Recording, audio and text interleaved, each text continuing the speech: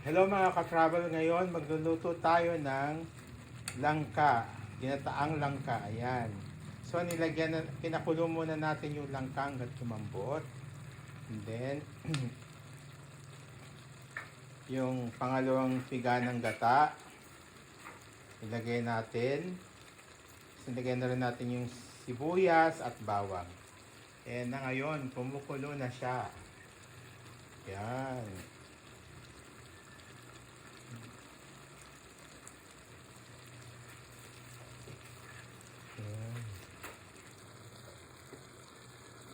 Lalagyan natin ng pampalasa, bay leaf,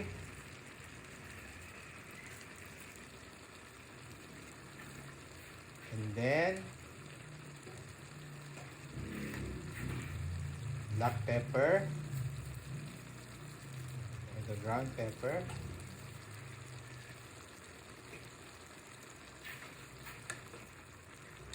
yan, haluin na natin.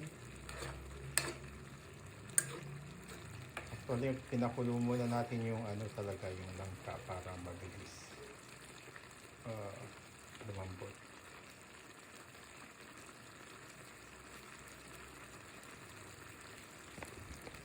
Yan. Takpan natin sa mandali. Ayan. Yan, konti na yung sabaw. So, maglalagay tayo ng salt. Pink salt. Yan. Then, some rosemary.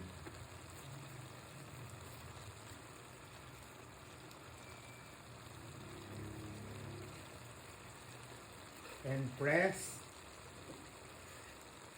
green chili o yung siling haba na kulay green. Yan.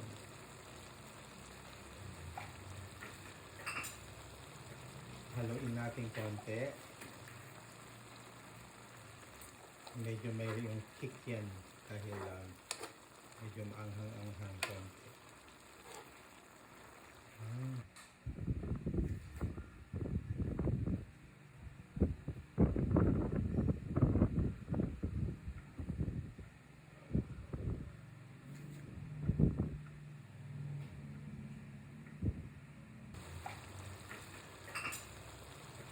Haluin natin konti.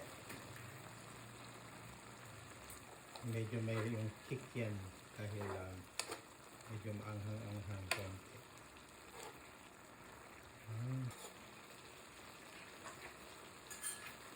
And then, lalagyan na natin yung pritong tulingan na hinimay na namin kanina.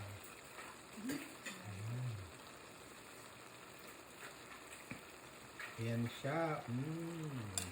Generously. Nilisa natin yung mga tinik niya, hinimay para hindi na istorbo pag kinain.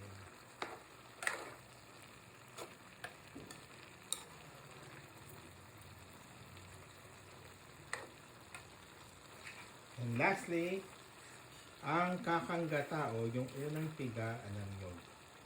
Yan, wow. Yan, sarap. Yan, pakukuluan natin. Tapos i-reduce natin ng konti.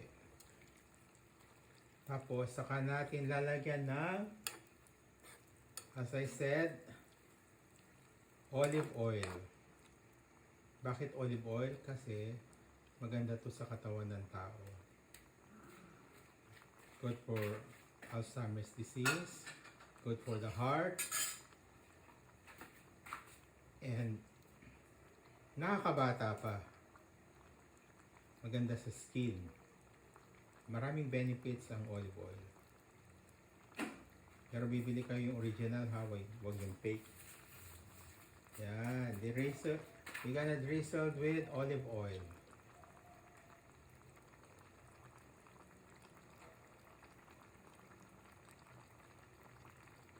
Ganyan lang mga ka-travel magluto ng ginataang langka with fried tulingan na hinimay.